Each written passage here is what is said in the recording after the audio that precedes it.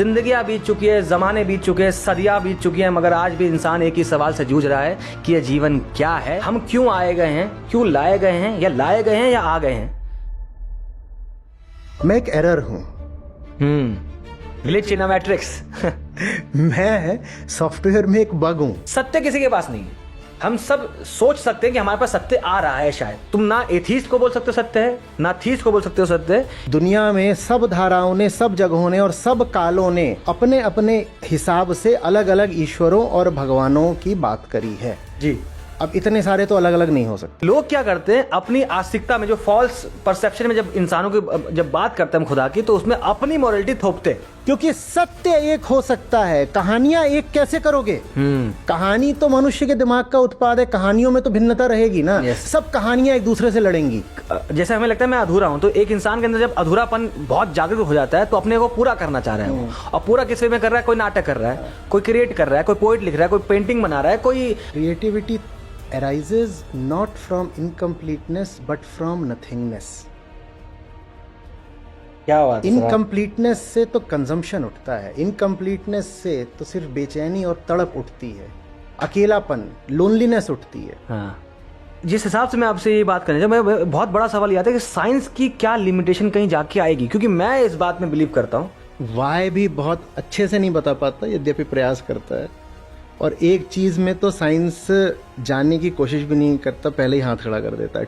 सारे सुपरस्टिशंस काट सकता है। हाँ। लेकिन जिस चीज को लेकर के वो मूक हो गया, हाँ। वो चीज साइंस को खुद एक सुपरस्टिशन बना देती है। वो क्या है?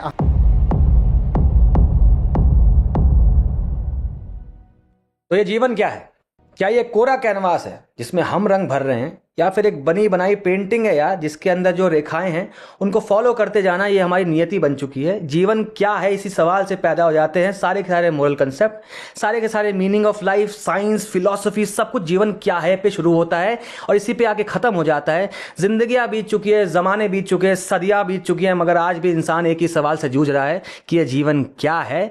मेरा नाम है सुफियान आलम। अगर आप लोग मुझे जानते हैं तो अच्छी बात है, जो नहीं जानते हैं यार, आज मुझे थोड़ा डांटिएगा मत। मैं आज आप सबके दुआओं की वजह से आज आचार्य प्रशांत जी के साथ बैठा हूं, उनसे सवाल करने के लिए बैठा हूं। कुछ जो जानना है मुझे, उसी सवाल की बात मैं भी कर रहा हूं जो बहुत सदियों से लोग कर रहे हैं कि जीवन क्या है। तो नमस्कार आचार्य जी, बहुत बहुत शुक्रिया, आपने मुझे वक्त दिया और मैं बहुत लकी हूँ कि अभी आज बहुत सारी कन्वर्सेशन होने वाला है। थोड़ा फ्री फ्लो में रहता हूँ मैं, तो प्लीज़ जो आचार्य जी, मैं कुछ वैसे नहीं करूँगा, मुझे थोड़ा फ्री फ्लो में रहना पसंद है। थिएटर करते थे हम, मैं भी और आचार्य जी से जब मेरी कल बात हुई थी, थिएटर वाले लोग थोड़े खुल जाते हैं आई गेस, तो कभी कभी वो पसंद नहीं आता लोगों को। तो शुरू करते हैं इस वीडियो को। मैं बहुत सारे सवाल लेके आ गया हूँ। देखिए, मौका दोबारा मिलता नहीं, तो मैं अच्छे खासे सवाल लेके आया हूँ। होपफुली सारे सवाल के जवाब मिल जाएंगे, जो नहीं मिलेंगे तो हम तो आचार्य जी के पीछे पड़ जाएंगे और बस चलते रहेंगे कैमरा लेके। एनीवे, तो आचार्य जी, सबसे पहला सवाल वही मीनिंग ऑफ लाइफ पे हम जो चाह रहे हैं कि इंसान ही शायद इकलौता वो जीव कह लीजिए जो इस सवाल से जूझ रहा है और जूझता जा रहा है कि जीवन का मकसद क्या है, हम क्यों आए गए हैं, क्यों लाए गए हैं, या लाए गए हैं या आ गए हैं, तुक्का था या कोई ना कोई पीछे कॉन्शियसनेस इन्वॉल्व है। क्योंकि बाकी जो जीव हैं दुनिया में, हम जितने भी देखते हैं, मेरे हिसाब से जितना मैं समझ पाता हूँ, कोई शेर कोई नहीं समझ में आना चाहिए या वो परेशान नहीं होता कि मेरे जीवन का मकसद क्या है। वो आएगा, भूख लगेगी खाएगा, छोड़ देगा, या हिरन अपना खाना वाना खाकर निकल जाएगा। पर्पस ऑफ लाइफ क्यों इंसान ही ढूंढ रहा है, जिसकी वजह से शायद सफ़र भी करता है। पर्पस नहीं मिलता तब भी रोता है, पर्पस मिल जाता है शायद तब भी रोता है। तो ये आप इसके ऊपर प्लीज़ आप बताइए। सबसे पहले तो शुक्रिया मुझे आमंत्रित करने के लिए, और अपना जो बेबाक अंदाज है जी सर, उसको आप बिल्कुल कायम रखना, और कायम ही नहीं रखना, उसको और धार देना। तभी बातचीत में गहराई आती है और उसमें हमें भी मज़ा आएगा और सुनने वालों को भी। जीवन क्या है? जीवन किसके लिए है? कौन कहता है कि मैं जीवित हूँ? शुरुआत इससे करनी पड़ेगी ना। जब हम कह रहे हैं जीवन क्या है, तो हम इसकी तो बात नहीं कर रहे, क्योंकि इससे आप बाहर खड़े हो, है ना। तो जीवन क्या है? एक ऑब्जेक्टिव जिज्ञासा नहीं है। मग क्या है? एक ऑब्जेक्टिव जिज्ञासा हो सकती है, क्योंकि आप मग से बाहर खड़े हो, तो आप उसको फुली ऑब्जेक्टिवली देखकर पूछ सकते हो, मग क्या है। ठीक है। जीवन से आप बाहर खड़े होकर तो ये सवाल नहीं कर रहे, आप स्वयं जीवित हो जी। तो जीवन क्या है ये प्रश्न सिर्फ जीव के लिए, जो अपने आप को जीवित लिविंग बोलता है, ये सिर्फ उसके लिए कोई रेलेवेंस रखता है। हम्म। वो जीव कौन है? वो मैं हूं। तो जीवन क्या है, घूम फिर कर इस पे आ जाता है कि मैं कौन हूं। क्योंकि अगर मैं कौन हूं हटा दिया, जीवन क्या है में से, तो फिर तो प्रश्न बस ये बचता है कि मटेरियल क्या है। मटेरियल क्या है? तो मैं कौन हूं? न मैं परिस्थितियों का उत्पाद हूं, न मैं लाया गया हूं। न तो मैं कोई मटेरियल प्रोडक्ट हूं, क्योंकि मटेरियल तो मटेरियल को ही पैदा करेगा जी। और न ही मैं कोई डिवाइन इंटरवेंशन हूं या डिवाइन विल का एक्सप्रेशन हूं। मैं कौन हूं? मैं वो हूं जो जबरदस्ती सब मटेरियल प्रोसेसेस में छेड़छाड़ करता रहता है, मटेरियल के एक छोटे से हिस्से से आइडेंटिफाई करता रहता है, चाहे वो छोटा सा हिस्सा ये बॉडी हो, चाहे वो मग हो, I am the owner of this mug. मैं वो हूं। मैं एक एरर हूं। Glitch in a matrix. मैं सॉफ्टवेयर में एक बग हूं। हाँ। बग क्या होता है? बग कोई मटेरियल चीज होता है क्या? हाँ। नहीं, पर उस बग के मटेरियल कॉन्सिक्वेंसेस होते हैं। ठीक है ना? मैं वो हूं।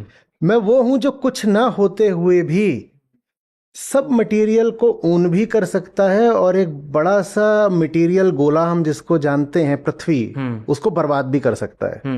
जो स्वयं तो मटेरियल नहीं है, पर जिसके मटेरियल एक्सप्रेशंस होते हैं, that which instantiates itself with material consequences, मैं वो हूं।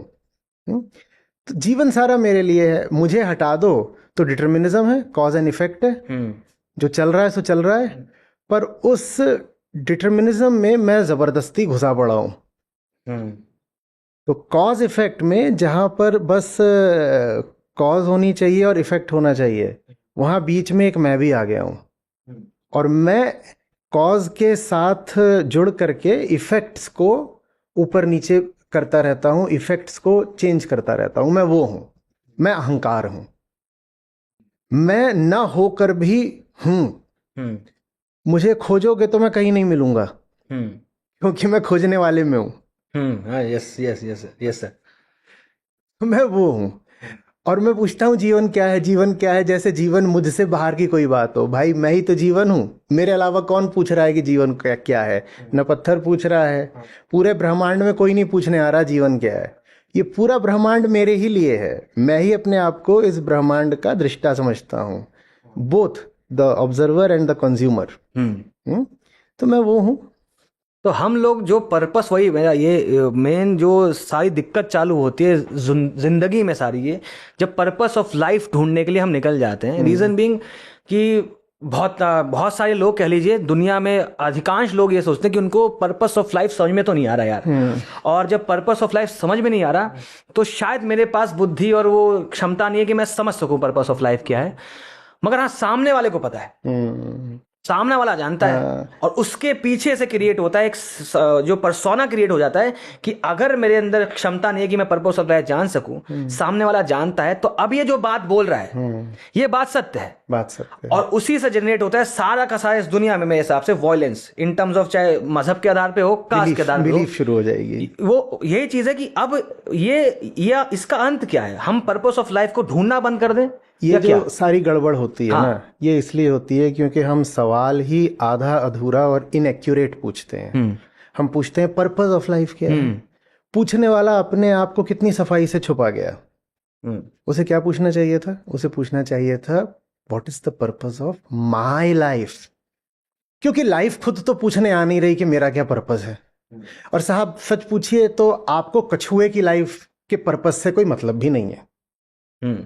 हो सकता है किसी ग्रह पर किसी और प्रकार का जीवन हो, उनकी जिंदगी का क्या पर्पस है उससे आपको कोई मतलब भी नहीं है। और तो छोड़िए, आपको अपनी पड़ोसी की जिंदगी के पर्पस से भी कोई मतलब नहीं है जो आप ही की प्रजाति का है। ठीक है, तो ईमानदारी की बात यह है कि हमारा सवाल है कि what is the purpose of my life. पर ये जो मी है, ये माई को छुपा गया। और इसी से पता चलता है कि पर्पस क्या है। ये जो मी छुपा बैठा है ना, इसको बाहर लेकर के आना, क्योंकि वही पर्पस खोज रहा है। मेरी उंगलियां कोई पर्पस नहीं खोज रही, ये सोफा कोई पर्पस नहीं खोज रहा, ये माइक कोई पर्पस नहीं खोज रहा, ठीक है। इस शरीर के भी सारे अंग, जैसे उंगली भी कहा, कोई पर्पस नहीं खोज रहे। पर्पस वो खोज रहा है जो भीतर मैं बनकर बैठा है, जो कहता है मैं हूं और ये देह मेरी है। वो पर्पस खोज रहा है।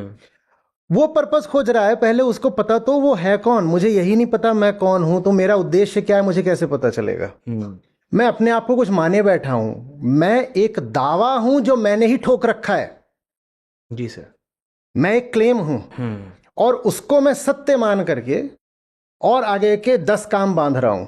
मैं तो हूं, और मैं क्या हूं वो मैंने कभी टेस्ट नहीं किया, कोई प्रयोग नहीं करा, कोई परीक्षण नहीं करा।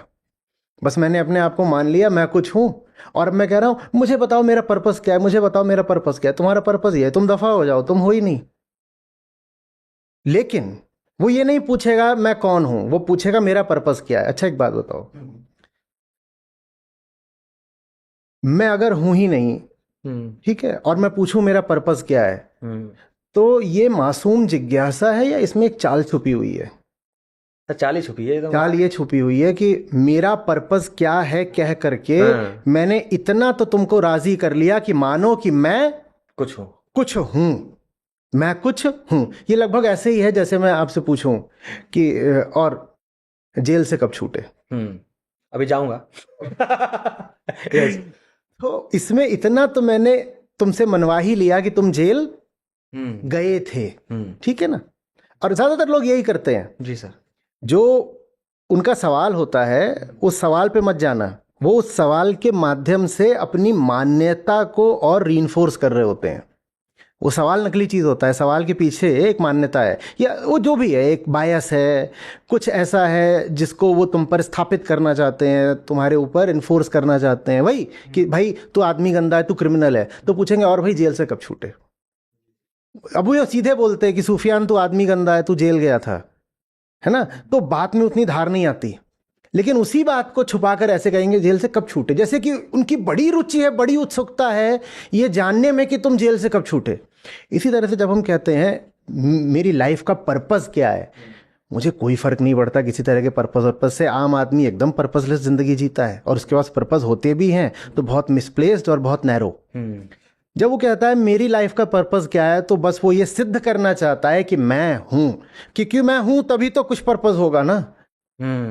तो ये जो सवाल है ये बड़ा शातिर सवाल है। इस सवाल के पीछे जाओगे तो पता चलेगा जो पूछ रहा है वो अपने झूठ को छुपाने के लिए जिंदगी का सच मांग रहा है। वो अपनी हस्ती के झूठ को छुपाने के लिए वो उसने एक ऑन्टोलॉजिकल झूठ बोला है, उसको छुपाने के लिए अब वो क्या मांग रहा है कि मुझे एग्जिस्टेंशियल मीनिंग दे दो। ये तो गड़बड़ बात हो गई, है ना। जो बात ऑन्टोलॉजिकली ही एक फॉल्सहुड है, उसको आप एक साइकोलॉजिकल मीनिंग दे करके सच कैसे साबित कर दोगे। मैं हूं ही नहीं तो मेरा पर्पस क्या होगा। लेकिन मुझे तो लगता है मैं हूं, मैं माने अहंकार, मुझे लगता तो है कि मैं हूं, तो फिर मेरा पर्पस ये है कि अपने होने की जांच पड़ताल करो। यही जीवन का उद्देश्य है। जब तक अपने आप को मान रहे हो तुम जो कुछ भी कि मैं ये हूं, मैं ऐसा हूं, मैं वैसा हूं, मैं ये हूं, तो जो कुछ भी अपने आप को मान रहे हो, पूछो अपने आप से इस दावे की जांच पड़ताल कैसे की जाए। मानूंगा तो नहीं। और ये कौन जांच पड़ताल करेगा? वो खुद जिसने दावा करा है। तो अब बात सारी ईमानदारी पर आ जाती है। इतने ईमानदार हम होते नहीं, क्योंकि दावा भी हमारा और उस दावे के इंस्पेक्टर भी हम ही, उस दावे के वैलिडेटर ऑडिटर भी हम ही। इतनी हम में ईमानदारी होती नहीं, तो इसलिए हम कहते हैं मैं हूं तो सही। वो बात पक्की है, that needs no examination. Now let's move on to finding the purpose of my being. Why should I find out the purpose of a being that has no being? Yes sir. हाँ, मतलब ego से अब जैसे आपने वही ना कि मैंने जैसे ही अपने आप को परसीव कर लिया कि मैं तो कुछ हो चुका हूं यार, मैं तो हूं। ये इसलिए कहते हैं शायद एलीट क्लास के सवालों में आता है ये कि भैया मेरा पर्पस ऑफ लाइफ, क्योंकि कितनी ह्यूमिलिटी, कितनी ह्यूमिलिटी लगती है कि महाराज गुरुजी मैं अपने जीवन का उद्देश्य नहीं जानता, कृपया मुझे प्रकाशित करें।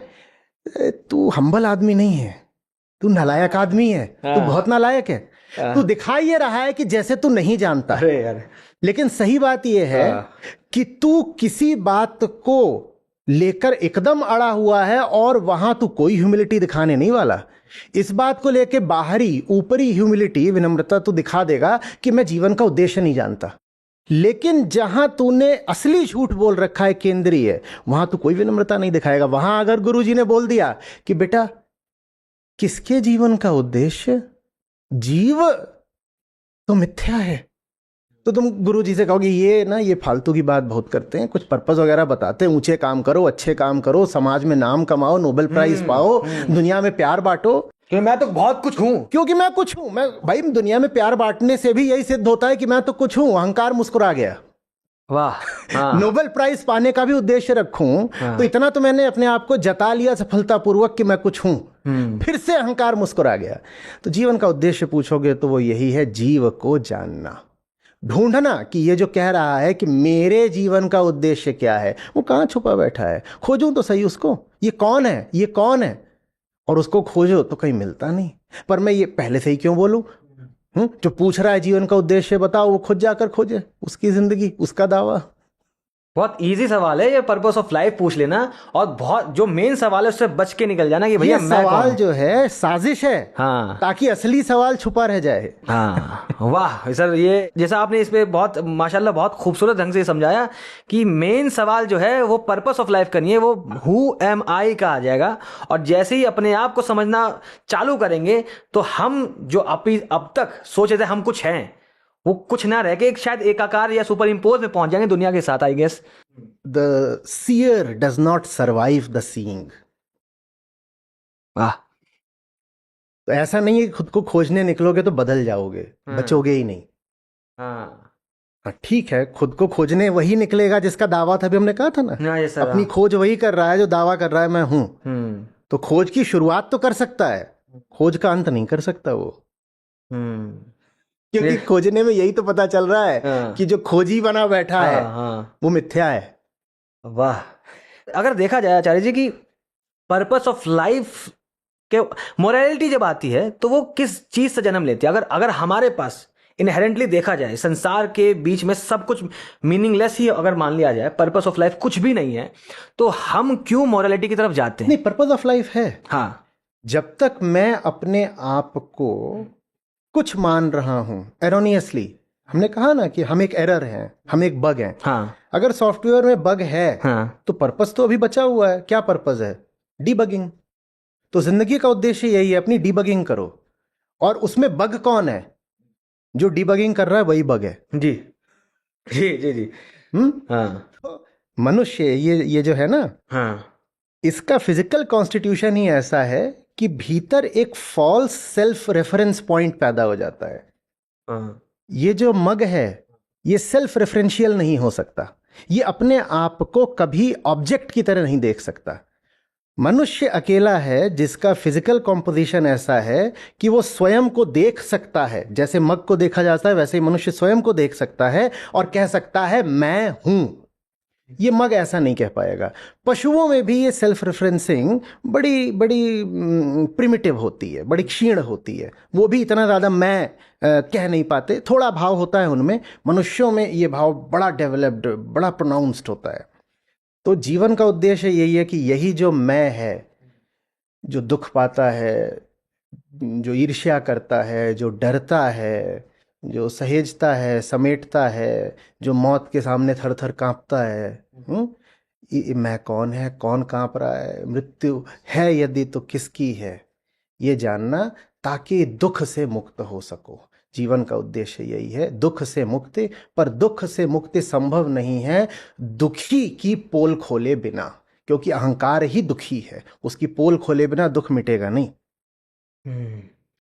आप मुझे इस पे गाइड करिएगा, क्या ऐसा पॉसिबल है कि इंसान जिसको फर्क ही नहीं पड़ता कहाँ जा रही है, जब नदी है हमारी, ये किस पहाड़ों से आई है, किस समंदर में जाएगी, उसको फर्क ही नहीं पड़ता, वो जैसा आया खा रहा है, कमा रहा है, जी के चले जा रहा है।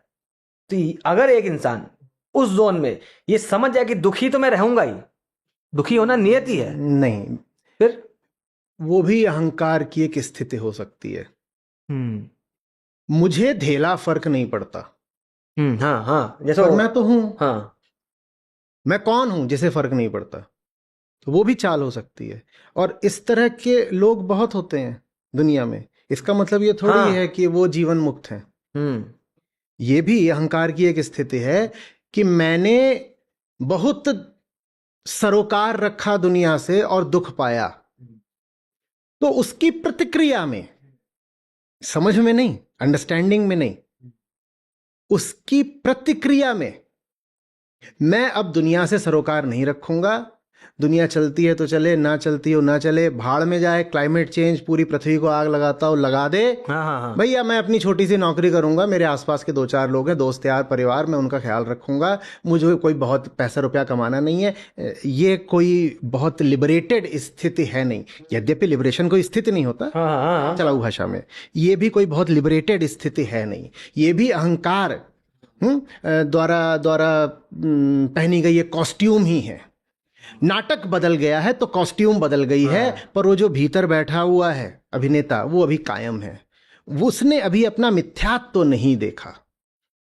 जैसे वही है कि ये जो चीज़ है, पर्पस ऑफ लाइफ पे जाना, समझना, मैं को खुद को समझना, ये सब में मेहनत इन्वॉल्व होती है। ईमानदारी, मेहनत उतनी नहीं। अच्छा, ईमानदारी बहुत involve। और इतना लोग ईमानदार हो नहीं रहे दुनिया में, लगता है कि यार मैं ईमानदार हो जाऊं अपने साथ। जो बैठा है ना भीतर, हाँ।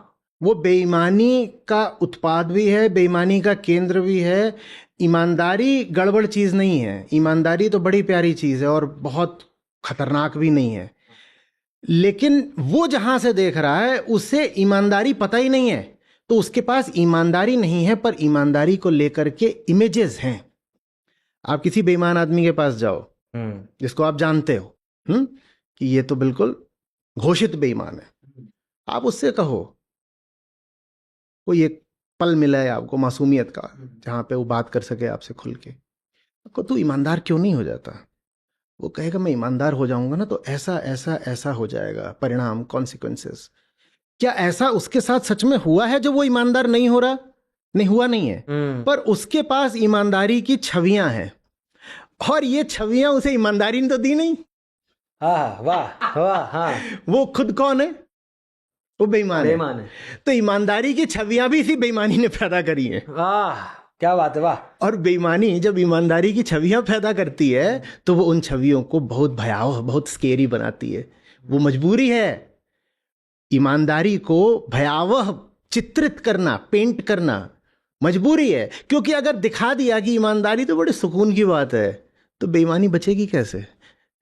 आप बेईमानी से कह रहे हो कि ईमानदारी का अप्रेजल करो, तो बेईमानी ईमानदारी का कोई बहुत बढ़िया अप्रेजल तो करेगी नहीं। Yes sir. वो तो यही कहेगी कि ईमानदारी स्केरी होती है। इसीलिए दुनिया में लोग आते हैं ना, good guys finish last, too good to be true, जो इस तरह की बातें होती हैं, वो क्यों होती हैं?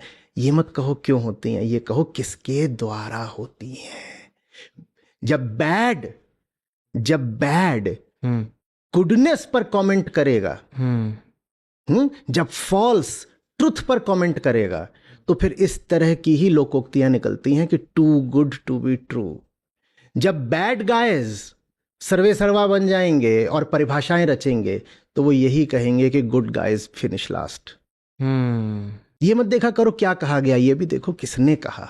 अहंकार बैठा है वहां। जो हमारी टेंडेंसी मैं नोटिस करता हूँ कि ना, एक हम लोगों ने अपने आप को कैसे अलग कर लिया इन चीज़ों से।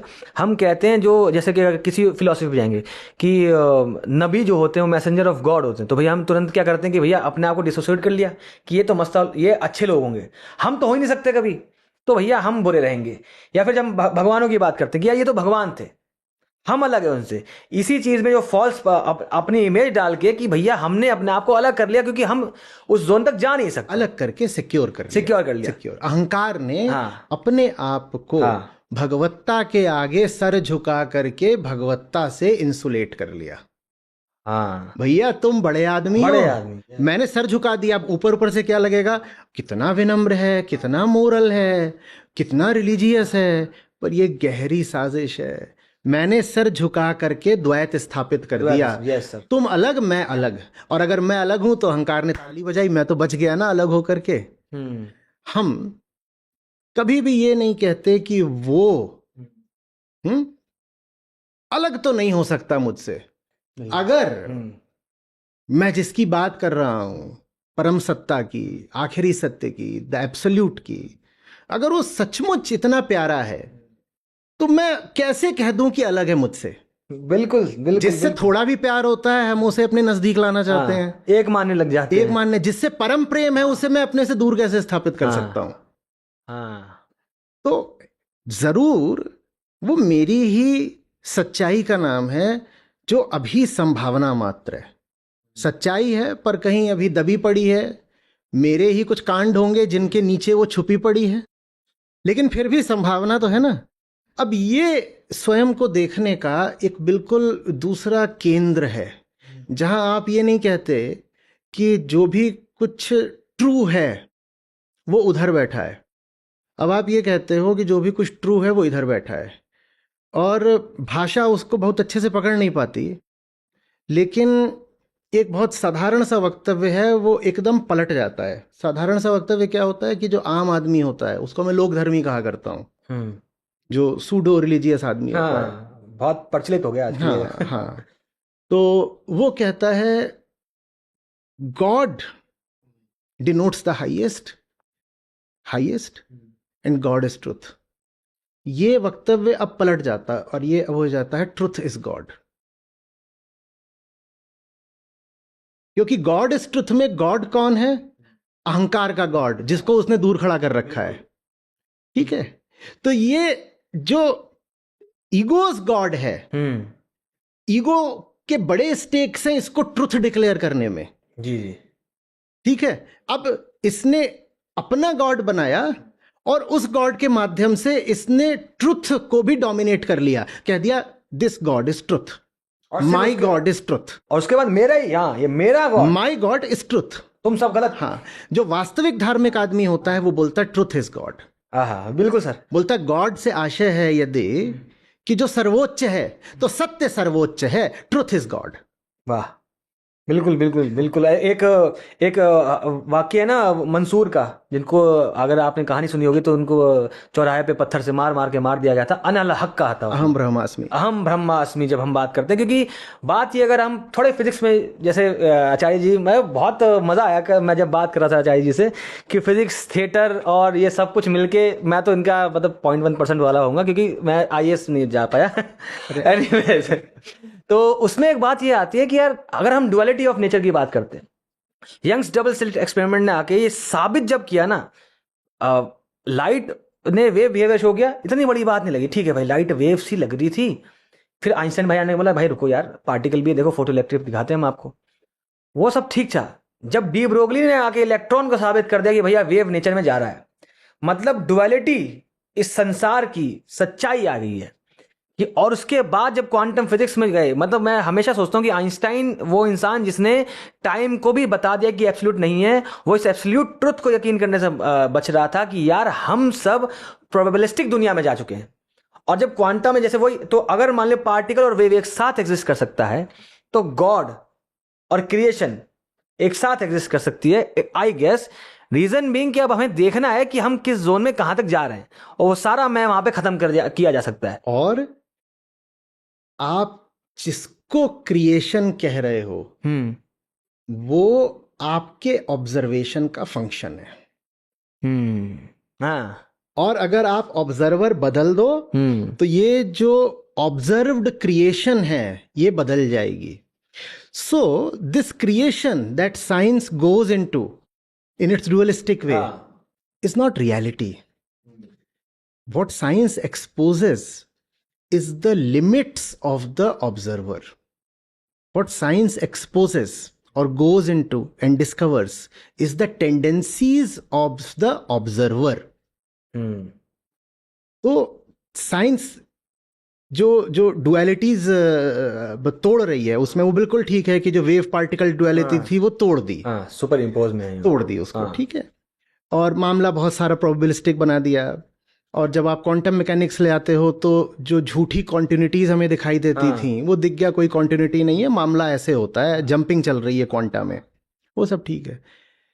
लेकिन जो सबसे बड़ी डुअलिटी तोड़ी है मॉडर्न साइंस ने, वो है the separation between the observer and the observed. बिल्कुल सर।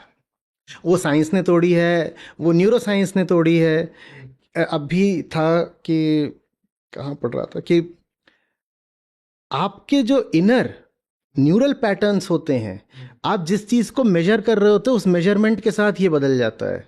बिल्कुल सर। जैसे अभी बोला था ना, the seer will not survive the seeing, the seeker will not survive the seeking, the measurer will not survive the measurement. आप जिस चीज को मेजर कर रहे होते हो उस मेजरमेंट ने आपको एक नया डेटा पॉइंट दे दिया, उस डेटा पॉइंट ने, नए डेटा पॉइंट ने जो भीतर मेजरर बैठा था उसको ही बदल दिया। आप कुछ नापने निकले, जी सर, हाँ। ठीक है, मैं नापने निकला कि भाई सुफियान के पास पैसा कितना है, बहुत कम। ठीक है, हाँ। और जैसे जैसे मैं मेजर करता गया सुफियान का बैंक बैलेंस, हाँ। मैं बदलता गया। हाँ। मेरे भीतर कुछ है जो बदलता गया जैसे जैसे मैं मेजरमेंट लेता चला गया। The measurement is changing the measurer, which means कि फिनोमेना की जो ऑब्जेक्टिविटी है वो एक मिथ है। All phenomena become subjective. जी सर, बिल्कुल। तो सर, जिस हिसाब से मैं आपसे ये बात करने जब मैं बहुत बड़ा सवाल ये आता है कि साइंस की क्या लिमिटेशन कहीं जाके आएगी, क्योंकि मैं इस बात में बिलीव करता हूं कि साइंस एक हद तक, बहुत नील डीग्रास टायसन साहब का भी एक कोट है कि साइंस हमेशा हाउ का जवाब देगा, अल्टीमेट वाई पे नहीं जा सकता। आप इस पे हाउ का जवाब देगा, वाई भी बहुत अच्छे से नहीं बता पाता, यद्यपि प्रयास करता है। और एक चीज में तो साइंस जानने की कोशिश भी नहीं करता, पहले ही हाथ खड़ा कर देता है, टू होम, टू होम।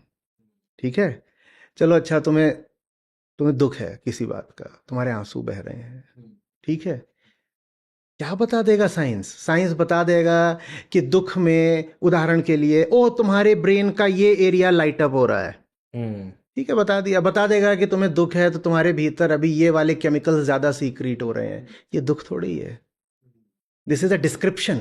बिल्कुल, this is a description, not an explanation. क्योंकि साइंस अपने आप को एक्सक्लूड करके रखता है सफरर से। साइंस अपने आप को उससे बिल्कुल बचा करके रखता है जो सारे फिनोमिना का एक्सपीरियंसर है, बिल्कुल बचा कर रखता है। यही साइंस की लिमिट है, यही साइंस की लिमिट है। साइंस जो फिलॉसफी ही है साइंस की, वो डुअलिस्टिक है। Yes sir. वो कहती है मुझे अपने को तो देखना ही नहीं है, मुझे ये सामने रेडिएशन है इसको देखना है, इस पे मुझे प्लांक का कुछ लगा देना है, इधर चल रहा है अभी डबल स्लिट की बात करी उसको देखना है, मुझे उसकी इलास्टिसिटी निकाल देनी है, ये पेंडुलम है, हाँ इसका 2π√L/g, ये सब। मेरी जान निकल रही है, मैं सूख रहा हूँ, मेरी हालत ख़राब हो रही है, मेरा दोस्त तकलीफ़ में है, मेरी महबूबा भाग गई है, मुझे लग रहा है मेरे पैसे लुट रहे हैं।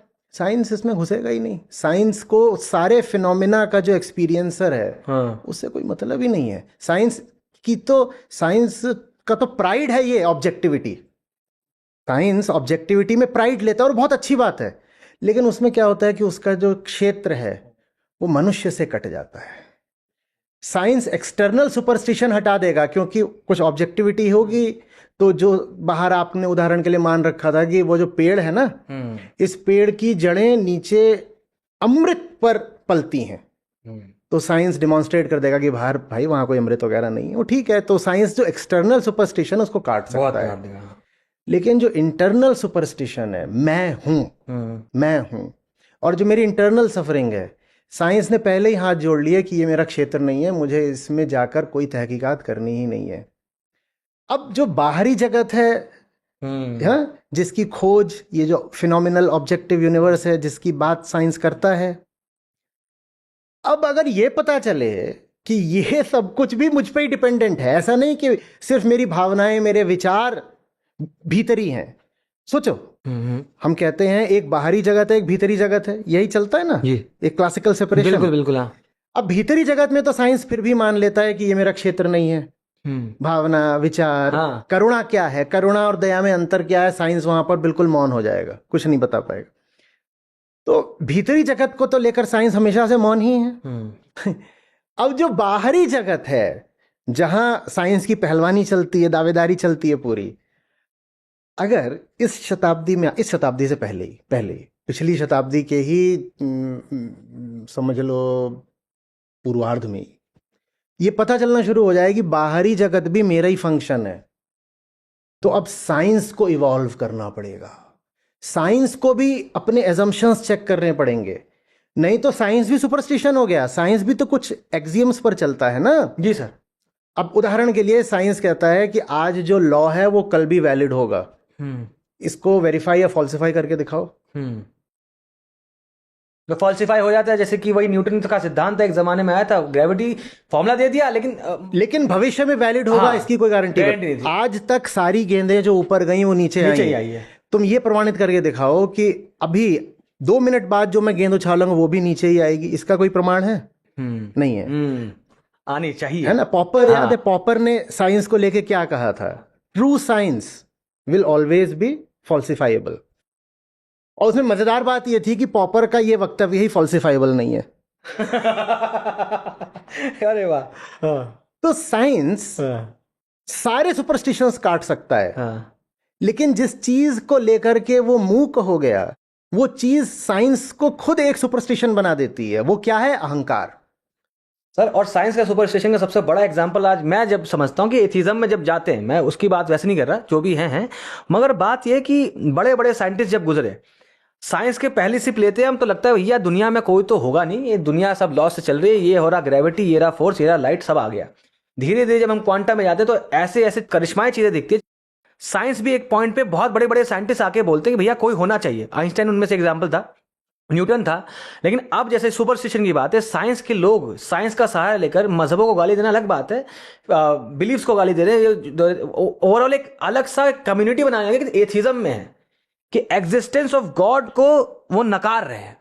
तो इस पे आपके क्या है कि साइंस का सहारा लेके जो एक इसको मैं सुपरस्टिशन कह सकता हूं कि सत्य किसी के पास नहीं है।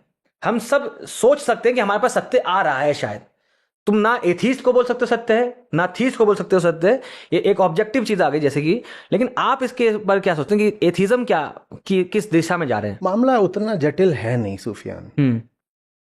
हमारे पूर्वाग्रह, हमारे बायसेस उसको जटिल बना देते हैं। देखो, अनीश्वरवाद और नास्तिकता 2 अलग अलग बातें हैं, ठीक है। आप किसके प्रति निष्ठा, वफा रखना चाहते हो? सत्य के प्रति या ईश्वर के प्रति? अभी मैंने कहा अगर मैं किसी ईश्वर के आगे सर झुकाऊंगा तो उसका नाम सत्य होगा। अब ठीक है ना? अब ठीक है ना?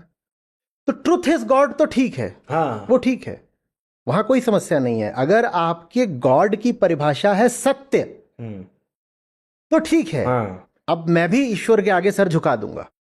अगर गॉड का मतलब ही है सत्य, इस प्रकार के सत्य पहले आता है और फिर उसी सत्य को मैंने एक नाम दे दिया ईश्वर, तब तो ठीक है, ट्रुथ इज गॉड, तब तो ठीक है, हाँ।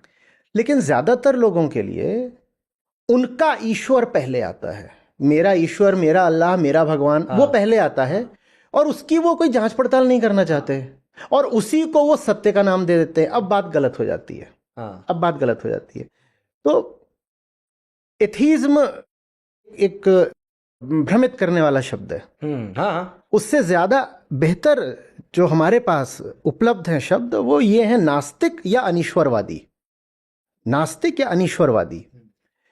ईश्वर यदि मनुष्य की कल्पना का नाम है, और लगता है कि है, क्योंकि दुनिया में सब धाराओं ने, सब जगहों ने और सब कालों ने अपने अपने हिसाब से अलग अलग ईश्वरों और भगवानों की बात करी है जी।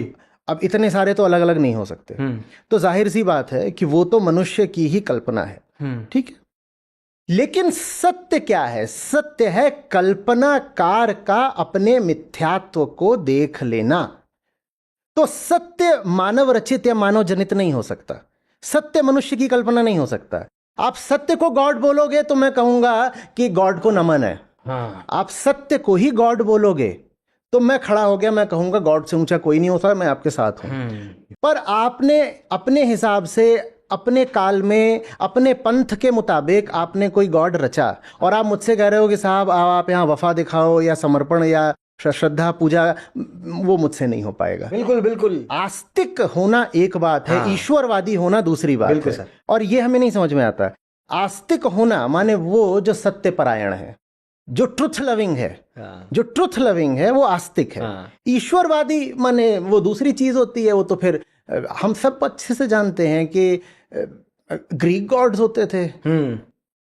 आप बाइबल को ही ले लो, तो जो यहूदी जो माने जो ओल्ड टेस्टामेंट है उसका जो गॉड है, और उसके बाद जो ईसाई गॉड है, जो जीसस न्यू टेस्टामेंट वाला, उनमें इतना अंतर है। उसी अंतर के कारण मूलतः जीसस के साथ जो हुआ वो हुआ। क्योंकि जीसस कोई छोटा मोटा अंतर नहीं लेके आ रहे थे, वो तो केंद्रीय बदले दे रहे थे।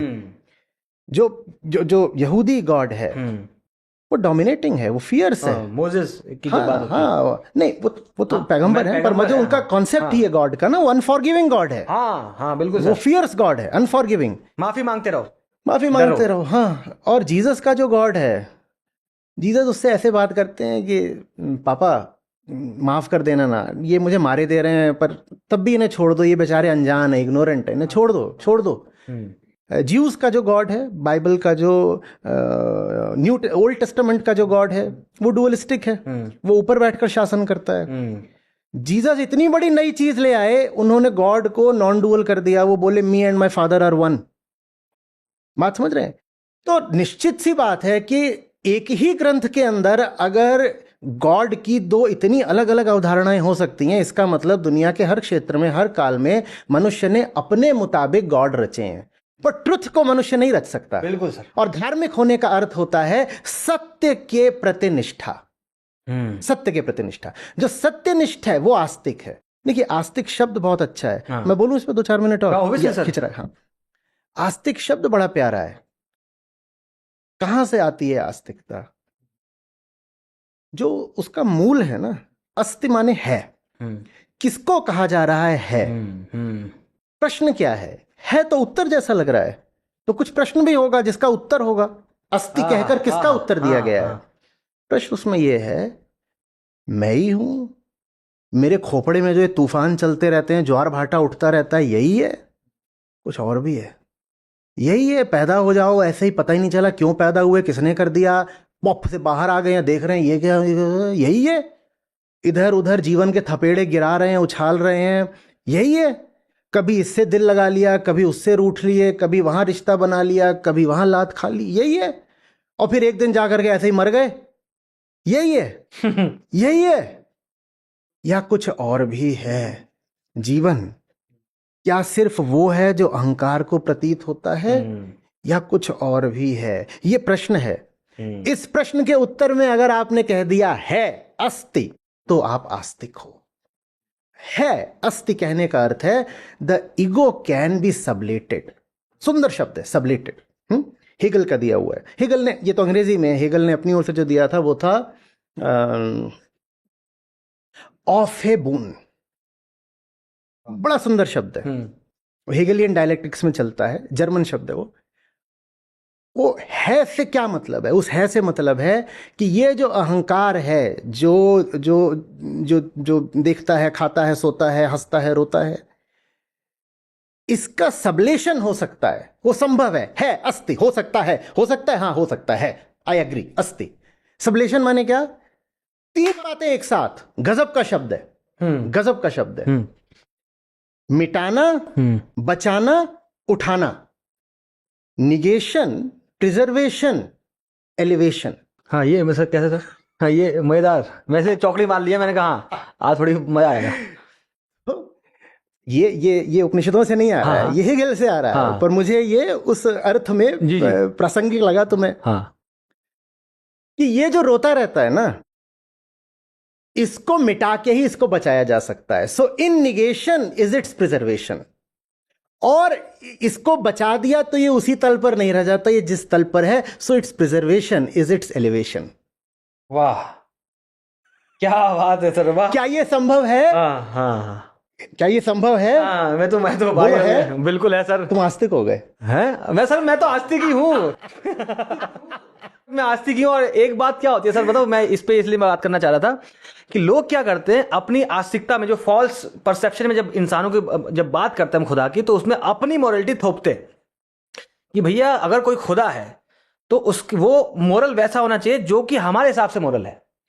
अब यहां पर जब कॉन्ट्रडिक्शन निकल के आती है तब बहुत सारे एक्सट्रीमिज्म का जन्म होता है। जैसे कि अभी आज संसार में देखते हैं हर तरफ, इस समय तो खैर जंग कम है, लेकिन इवेंचुअली तब भी जंग बहुत ज्यादा है। गाजा हो गया, बांग्लादेश का चल रहा है मुद्दा, यूक्रेन का मुद्दा चल रहा है बहुत, और इतना जब हम वायलेंस देखते हैं अब उसके अंदर निकल के आते हैं, अगर न था कुछ तो खुदा था, कुछ ना होता तो खुदा होता, डुबोया मुझको होने ने, ना होता मैं तो क्या होता। और तुम कह रहे हो खुदा है, तो खुदा है तो कहां है? तुम मोरालिटी से कैसे खुदा के एग्जिस्टेंस पे चले जा रहे हो? यहीं पे फिर जन्म होते जो आजकल संसार में बहुत प्रचलित चालू हो गया कि भैया हम तो नास्तिक है, मोरालिटी और आस्तिकता में आप रिलेशन नहीं बना सकते, ऐसा मेरा मानना है। आप मुझे इस पर गाइड करिए कि मोरालिटी, हमने जो चीज मोरल होने के बाद हम आस्तिक और नास्तिक को डिसाइड कर रहे हैं, ये इसमें कोई तो फ्लॉ होना चाहिए। मैं इसके ऊपर जानना चाह रहा हूँ। मैं इस पर कुछ बोलूँगा, अगर वो बात इस चर्चा में उपयोगी है तो, वरना मुझे टोकना भी। जी सर। देखो, ज्यादातर लोग जो ईश्वरवादी हैं ना, वो घोर नास्तिक हैं। आस्तिकता और ईश्वरवाद, इनका साथ चलना बड़ा मुश्किल होता है। हिंदुस्तान में खास तौर पर तुम सड़क पर निकलोगे, विदेशों में तो फिर भी लगभग कुछ देश ऐसे हैं जहाँ 50% लोग कहते हैं कि साहब हमें कोई लेना देना नहीं है गॉड बिलीफ से, गॉड कॉन्सेप्ट से हमें कोई लेना देना नहीं है। पर भारत में अभी भी निकलोगे तो यहाँ हमारा बहुत रहता है कि मैं तो अपने आप को आस्तिक बोलता हूँ। वो आस्तिक नहीं है, वो ईश्वरवादी है। बिल्कुल सर, बिल्कुल। और ज्यादातर लोग जो ईश्वरवादी हैं वो घोर नास्तिक होंगे। आस्तिक होने के लिए, वास्तव में आस्तिक होने के लिए जो मैन मेड गॉड है उसको ठुकराना बहुत जरूरी है। वाह। सच्चे अर्थों में आस्तिक बस वो हो सकता है जिसने मानवकृत ईश्वर को ठुकरा दिया, बस वही आस्तिक है। और हर वो व्यक्ति जो मानवकृत ईश्वर में विश्वास करे जा रहा है वो घोर नास्तिक है। तो मामला बिल्कुल उल्टा चल रहा है, दुनिया अजब दीवानी रही, जैसे संत गाते हैं ना। हाँ। कि यहां जो दिखाई दे रहा है मामला उससे बिल्कुल उल्टा है। गीता में एक जगह कृष्ण कहते हैं कि हे अर्जुन, ये सब ना, ये सब इसको एक उल्टे पेड़ जैसा समझो जिसकी जड़ें आकाश की ओर हैं। दुनिया ऐसी है, यहाँ तुम्हें जो दिखाई देता है सच्चाई उससे बिल्कुल विपरीत होती है, जैसे पुरानी फोटोग्राफ्स में निगेटिव होता था। तो अब मैंने क्या करा है कि मैंने अपने आप को एक बड़ा सम्मानजनक सामाजिक तमगा दे दिया, क्या बोल के कि मैं तो साहब आस्तिक हूं। जबकि तुम्हारी आस्तिकता सिर्फ ईश्वरवाद है। बिल्कुल सर, इट्स अ बिलीफ। उसमें सत्य कहीं नहीं है, उसमें बस मान्यता है, इसलिए इनसिक्योरिटी भी आती है। अब इसी से कन्फ्लिक्ट और स्ट्राइफ शुरू होगा, जिस युद्धों की तुमने बात करी थी। कारण सीधा है, मेरा ईश्वर यदि सत्य की खोज का परिणाम नहीं है, जो कहते हो सत्य ही ईश्वर है, उनको मेरा प्रणाम है, उन्होंने बहुत ऊंची बात कह दी, वो सच्चे आस्तिक हैं। पर ज्यादातर लोगों का ईश्वर उनकी खोज का परिणाम नहीं होता, वो उनको परंपरा से मिली मान्यता होती है। बिल्कुल। तो एक कहानी है, फिर ज्यादातर लोगों का ईश्वर उनकी एक कहानी है जो उनको समाज ने, परंपरा ने दे दी है। जी सर। अब भाई, सुफियान की और प्रशांत की कहानी मेल तो खा नहीं सकती। और सुफियान मानने को तैयार ही नहीं है कि उसकी कहानी सिर्फ कहानी है, वो कह रहा है उसकी कहानी डिवाइन ट्रुथ है। और यही दावा प्रशांत का है, अंतिम सत्य, कि साहब मेरी कहानी कहानी नहीं है, ये तो एक डिवाइन डिक्लेरेशन है, स्टैम्प। ठीक है। अब सुफियान की कहानी में हरा ही हरा रंग भरा हुआ है। वैसे इधर भी है। क्या बात है। और प्रशांत की कहानी में भगवा रंग भरा हुआ है। अब इन दोनों रंगों में भेद तो है, जहां भेद है फिर वहां पर संघर्ष है, युद्ध है, विलाप है, तोड़फोड़ है। कोई है जो कह रहा है कि साहब मेरे ईश्वर ने, गॉड ने दुनिया 7 दिनों में बनाई। कोई दूसरा है, वो अफ्रीका में बैठा है, वो कह रहा है नहीं साहब मेरे गॉड ने तो पलक झपकते बना दी। हाँ, कोई कह रहा है नहीं नहीं नहीं मेरी जो मिथोलॉजी है वो ऐसी है, दूसरा कह रहा है मेरी मिथोलॉजी इसके बिल्कुल विपरीत है। एक कह रहा है कि मेरी जो होली बुक है उसने मुझे जो कोड ऑफ कंडक्ट दिया है वो कहता है कि पहले इस हाथ से खाओ या पहले इस हाथ को धो, दूसरा कह रहा है नहीं जो मुझे दिया गया है वो ये है। अब ये लड़ेंगे ना, यस सर। क्योंकि सत्य एक हो सकता है, कहानियां एक कैसे करोगे? कहानी तो मनुष्य के दिमाग का उत्पाद है, कहानियों में तो भिन्नता रहेगी ना। सब कहानियां एक दूसरे से लड़ेंगी, सत्य एक दूसरे से नहीं लड़ते। सत्य सत्य रह जाता है आखिर। सत्य के सामने लड़ने के लिए कोई बचता ही नहीं ना। बिल्कुल सर। तो सत्य तो दो होते नहीं तो लड़ सकते नहीं, लेकिन कहानियां तो अनंत हैं और ये सब लड़ती ही रहेंगी। तो जब तक हम धर्म के नाम पर अपनी मान्यताओं को ही पालते रहेंगे तब तक धर्म कन्फ्लिक्ट का बहुत बड़ा स्रोत रहेगा। और जब धर्म का अर्थ हो जाएगा सत्य की खोज, सत्य की खोज बहुत बड़ी बात हो जाती है। स्वयं की खोज, स्वयं की खोज, अपने झूठ को हटा दो, अपने झूठ की नेति नेति कर दो, इतना पर्याप्त होता है, वही सत्य है। तो चलो, लेकिन काम चलाऊ मुहावरे के तौर पे बोल देते हैं सत्य की खोज। जब धर्म का अर्थ हो जाएगा सत्य की खोज, तब दुनिया भर में धर्म के नाम पर ये जो मार पिटाई चल रही है रुक जाएगी। अभी कोई खोज नहीं है, बिल्कुल नहीं। अभी तो आप पैदा होते हो, खोज वर्जित है पहले से। आप पैदा होते हो, जो आखिरी बात है वो आपको बिल्कुल पालने में दे दी जाती है, दूध के साथ दे दी जाती है कि बेटा तुझे खोजने की कोई ज़रूरत नहीं। ये सब बातें हमारे बाप दादाओं पुरखों के समय से चल रही हैं, पुरानी किताबों में लिखी हैं, यही सत्य है। सत्य की खोज की ज़रूरत क्या है?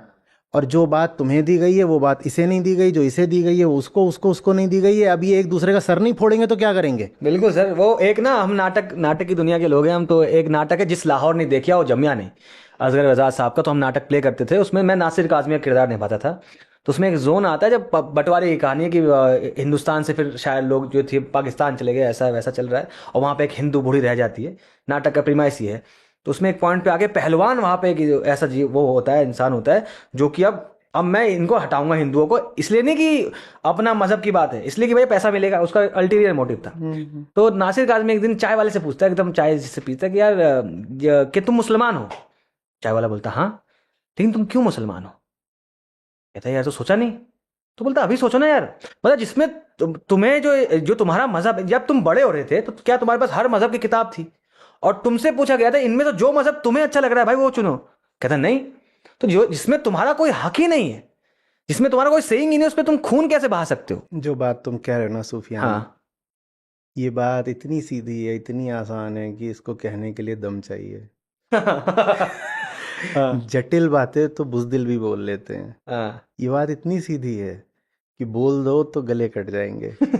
मुसलमान से पूछो, तूने मुसलमान होना चुना था क्या कभी?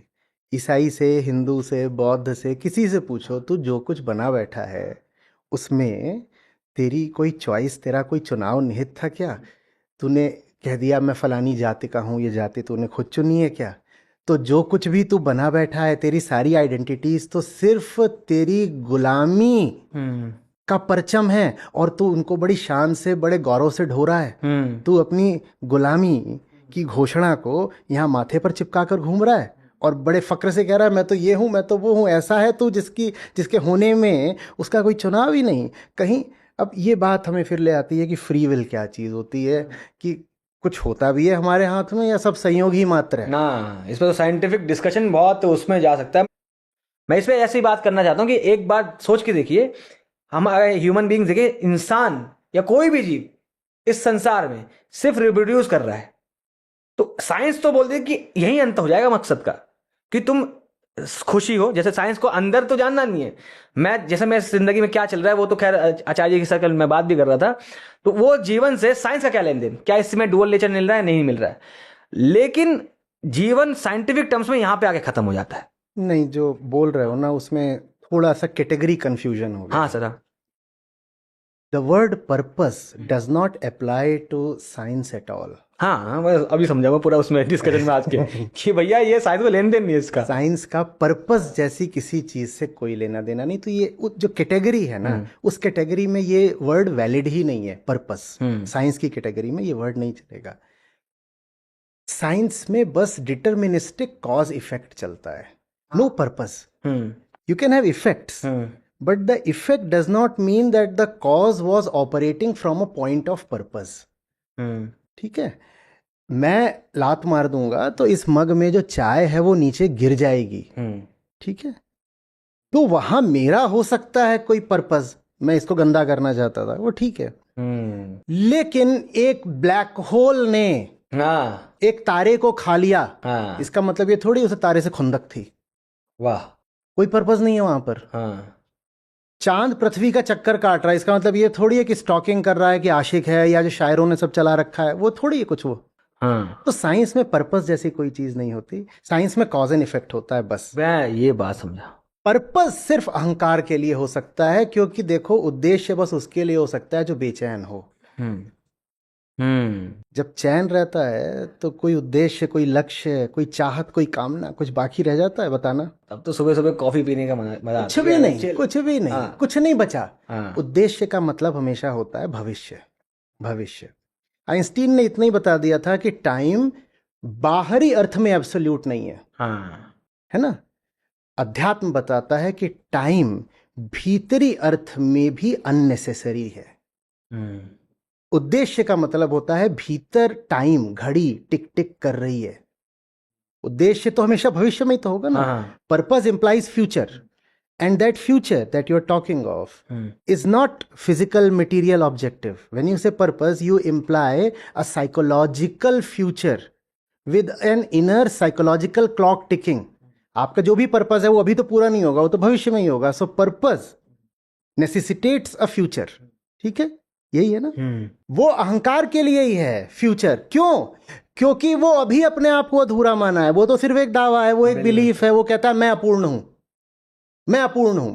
अच्छा, इसे अपूर्ण की वजह से तो बहुत सारी चीजें, जैसे मैं इस पर मानता हूँ, अपूर्णता की वजह से क्रिएटिविटी आती है आई गेस। अपनी अपूर्णता को मिटाने के लिए एक शायर शायरी लिखता है। सी से ही आता है, पर वो क्रिएटिविटी नहीं, वो कंजम्पशन है। हाँ, ये सर, ये थोड़ा मजेदार हुआ कि मैं इस बात को मान रहा था कि अधूरापन, जैसे हमें लगता है मैं अधूरा हूं, तो एक इंसान के अंदर जब अधूरापन बहुत जागृत हो जाता है तो अपने को पूरा करना चाह रहा है वो। और पूरा किस वे में कर रहा है? कोई नाटक कर रहा है, कोई क्रिएट कर रहा है, कोई पोइट लिख रहा है, कोई पेंटिंग बना रहा है, कोई वॉयलेंस कर, मतलब ओवरऑल देखा जाए कि अधूरेपन से ही क्या ये सब जन्म पा रहा है। इस पे आप ये बताइए। कहा जाता है, और ये अहंकार की पैरवी करते हुए अक्सर कहा जाता है। हाँ हाँ कि साहब अहंकार के कारण ही तो दुनिया में इतनी खोजें हुई हैं, हाँ इतनी रचनाएं हाँ हुई हैं, और आदमी जा कर के दूसरे महाद्वीप खोज पाया। ये सब वो तमाम बातें कही जाती हैं कि ये सब हमारी बेचैनी का ही तो उत्पाद है।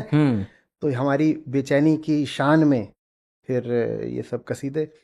लेकिन ऐसा नहीं है। देखो, तुम थिएटर के बंदे हो, जब 15-20 मिनट बीत जाते हैं किरदार में, और कोई चीज़ ऐसी नहीं है जो चुभ रही हो, सामने जो लोग बैठे हैं वो भी मौन होना जानते हैं, सब ठीक है, ऑडियो सिस्टम्स ठीक है, जो आसपास के तुम्हारे साथी किरदार हैं वो भी अच्छे हैं, ठीक ठाक हैं, उसके बाद क्या तुम्हें याद रहता है कि तुम कौन हो? तब जो होता है ना, वो क्रिएटिविटी है। क्रिएटिविटी ईगो की अपूर्णता से नहीं आती, ईगो के विस्मरण से आती है। क्या बात है। Creativity arises not from incompleteness but from nothingness.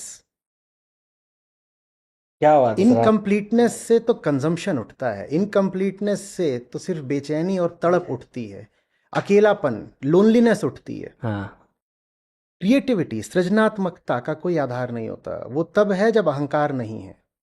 जब अहंकार नहीं है तब जो होता है उसको हम कह सकते हैं कि अब सृजन हुआ है। You have started from zero, not from the past. The ego will always start from the past, and then therefore things cannot be creative. Yes, there can be some kind of gradual incremental innovation. वो अलग बात है, वो कर सकती है अपूर्णता। कि मुझे बेचैनी लग रही है तो अपनी बेचैनी को मिटाने के लिए जो चल रहा था मैंने उसको इस तरीके से मॉडिफाई कर दिया, इतना तो कर सकती है ईगो। असल में बेचैनी ही पास्ट की रेसिड्यू है ना। तुम्हारे पास अतीत ना हो तो तुम्हारे पास कोई बेचैनी भी नहीं होगी। तो उस बेचैनी से जो कुछ उठता है वो बस पास्ट का एक्सटेंशन ही होता है, क्योंकि बेचैनी ही पास्ट की रेसिड्यू है। तो बेचैनी से, माने अपूर्णता से, ईगो की इनकम्प्लीटनेस से देखो कभी क्रिएटिविटी नहीं आने वाली। क्रिएटिविटी तो अध्यात्म से ही आएगी। अहंकार जितना अपने आप को गैर जरूरी जानना जाता है उतना क्रिएटिविटी आती जाती है। क्रिएटिविटी सेंस द क्रिएटर, क्योंकि अहंकार ही क्रिएटर बन के बैठा था। और तू जब तक क्रिएटर है कलमुहे, हाँ तब तक क्रिएटिविटी नहीं आएगी। तभी जब बड़े बड़े राइट, मैं अभी रिलेट ऐसे कर पा रहा हूँ जब आपने माशाल्लाह बहुत खूबसूरत ढंग से बताया कि यार कभी कभी ऐसा होता है, कोई चीज़ राइटर होता है वो कुछ लिख रहा होता है और सवाल, जैसे मैं भी कभी छोटी मोटी रील जब लिखता हूँ तो मैं देखता हूँ पॉइंट ऑफ व्यू पे मुझे समझ नहीं आ रहा था वो जन्म कैसे पा रहा है। बड़े बड़े राइटर जब बहुत बढ़िया किताबें लिख देते हैं समझ नहीं पाते वो जन्म कैसे पा गए। इनफैक्ट विंसेंट वैन गॉग की जब हम बात करते हैं, वो जो पेंटिंग बना देता था उसको पता नहीं चल रहा था वो कहाँ से आ रही है। शायद वही जैसे वो है ना कि ये उससे आ रहा है, सृजन जब हो रहा है उसका ईगो का हट जाने से ही वो चीज जन्म पा मैं रही है। इसमें थोड़ा सा कुछ और जोड़ूं। हाँ सर। हम क्रिएटिविटी को एक्साइटिंग मान रहे हैं, हम क्रिएटिविटी को स्पेशल, यूनिक या विशेष मान रहे हैं। तो विंसेंट की कोई खास पेंटिंग है तो उसको हम कहते हैं क्रिएटिव, और ये हमारा एक कल्चरल हैंगओवर है कि क्रिएटिविटी से तो कुछ बहुत सेंसेशनल पैदा होगा। ठीक है ना।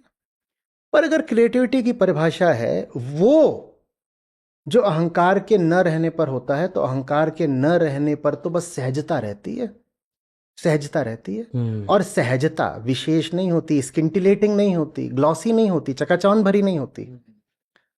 अब समझो ऐसे, हाँ सर, तुम मुझे गाली दे दो, मैं गुस्से में आ जाऊं, मैं भी पलट कर गाली दे दूं, ये हमारी जो सेल्फ है, जो ईगो सेल्फ है, ये उसकी पुरानी चाल है, उसको ही करना पड़ेगा क्योंकि वो खुद एक दावा भर है और हर दावे को ये डर रहता है कि उसकी पोल ना खुल जाए, और तुमने गाली दे करके पोल खोलने की धमकी दे दी है, तो अब वो घबराएगा और प्रतिक्रिया करेगा। ठीक है, पर तुमने गाली दी और मैं अपने काम में इतना व्यस्त हूं, इतना मसरूफ हूं कि मैंने बस तुमको ऐसे देखा, हल्का सा मुस्कुराया, अपने काम में लग गया। ये क्रिएटिविटी क्यों नहीं है?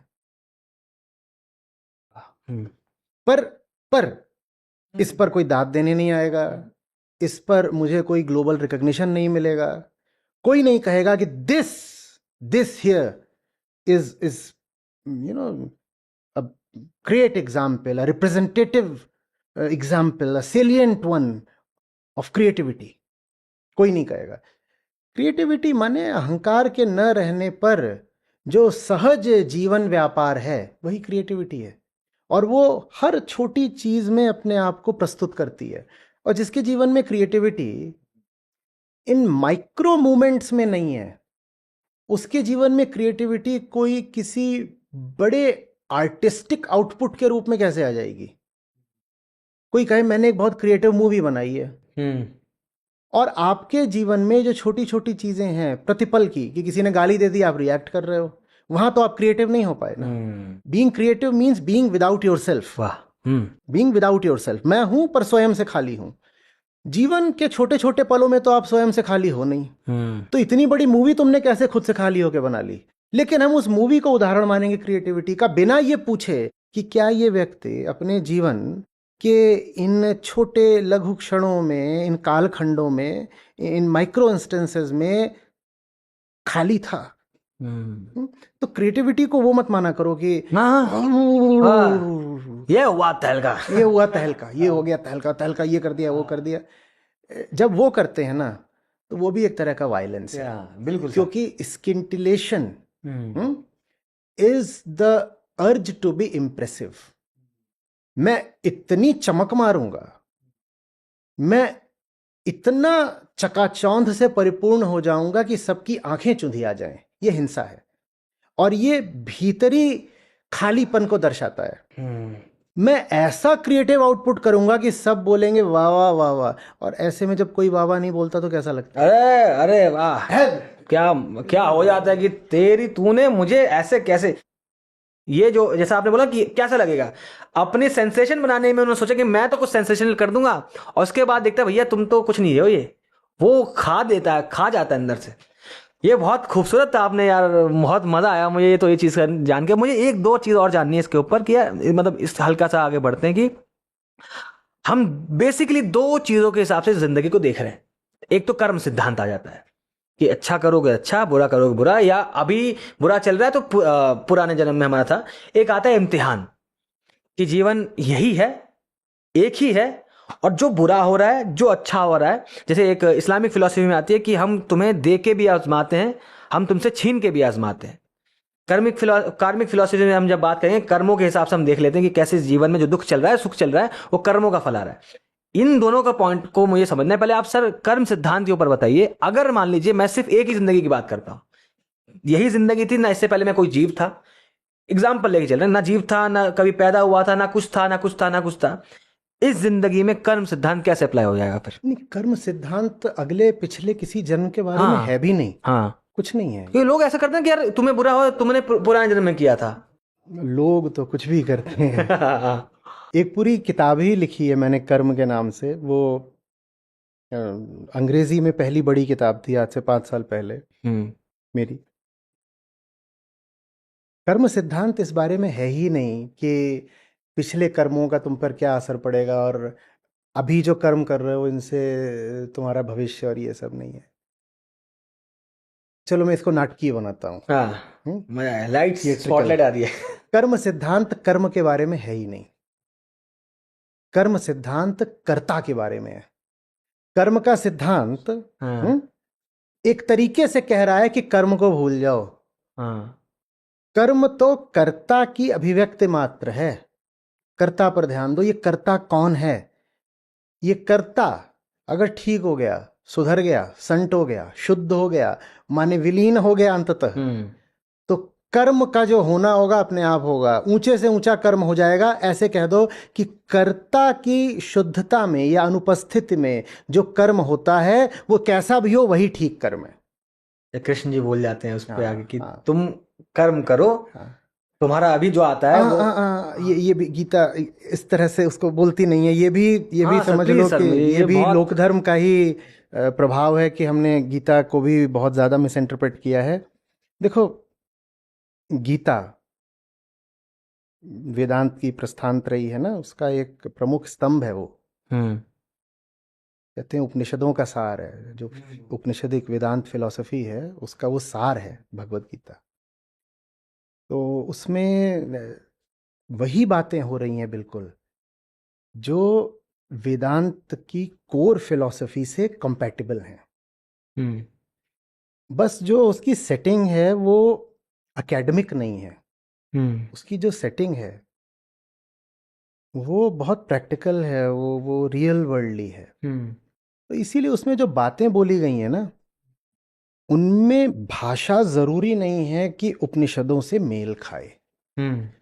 क्योंकि कोई आश्रम नहीं है जहां पर सामने कोई बहुत इच्छुक और समर्पित शिष्य बैठा हो और गुरुजी उसको ज्ञान दे रहे हो। ये युद्ध क्षेत्र है। और जो गुरु हैं वो सारथी हैं, जो शिष्य है वो योद्धा है, और वो भी एक अनमना योद्धा है जो कह रहा है कि मुझे मोह हो रहा है, भय भ्रम हो रहा है, युद्ध नहीं करूंगा।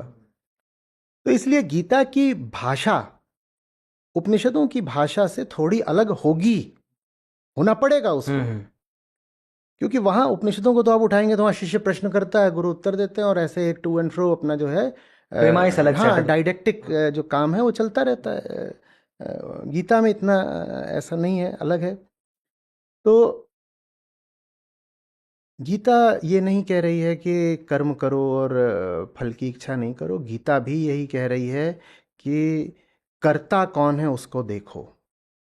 आत्मज्ञान ही होना गीता का उद्देश्य है। अर्जुन को आत्मज्ञान हो जाए, कृष्ण का काम पूरा हो गया। वास्तव में जो पहला ही प्रमुख अध्याय है, पहले में तो बस अर्जुन का विलाप है, विषाद है।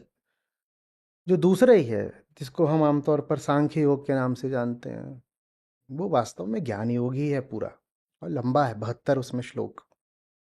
और उसमें और कुछ नहीं है, बस यही है कि तुम क्या नहीं हो। हाँ। अर्जुन, तुम क्यों अपने आप को ये माने बैठे हो कि वो माने बैठे हो, तुम ये नहीं हो। जितने तरीकों से अर्जुन को समझा सकते हैं तुम क्या नहीं हो समझाते हैं। उसके बाद भी जब अर्जुन के संशय शेष रह जाते हैं और वो चीज़ दिखाई देती है तीसरे चौथे अध्याय में, तो फिर गीता आगे बढ़ती रहती है और अलग अलग तरीकों से वो अर्जुन को समझाते हैं। पर कुल मिलाकर के गीता का जोर इस पर नहीं है कि फलाने तरीके का कर्म तुझे करना चाहिए अर्जुन।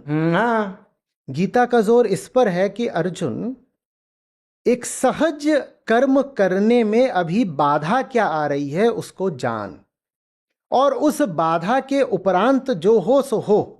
आप ऐसे समझो कि अगर कृष्ण अर्जुन को सिर्फ यही कह रहे होते कि युद्ध कर, तो फिर ये भी तो कहते, क्योंकि महाभारत का हिस्सा है श्रीमद् भगवद गीता, और श्री कृष्ण को वहाँ भगवान कहकर संबोधित कर रहे हैं, तो फिर तो ये भी जोड़ा जा सकता था कि आशीर्वाद ही दे दिया कि तुम विजयी हो जाओगे। फिर हाँ इतना भी जोड़ने की क्या जरूरत है? फिर तो ये भी कहा जा सकता था कि युद्ध की कोई जरूरत नहीं है, मैं चमत्कार करे देता हूँ और ये दुर्योधन वगैरह भी गायब हो जाएंगे। हाँ। वैसा नहीं है। या फिर लक्ष्मी नरसिंह में बोलते हैं, कर्ण जब बोलता है कि खुद उठा लो हाँ, सुदर्शन हाँ, चक्र, हाँ, आप हाँ, आ खत्म ही जाओ, करो। आ जाओ, कुछ भी करो। हाँ पर कृष्ण वहां पर कोई दैवीय चमत्कार नहीं कर रहे हैं। यद्यपि बीच में जब जयद्रथ वगैरह का प्रसंग आता है तो हमको ऐसा लगता है जैसे इन्होंने कुछ करा है खास।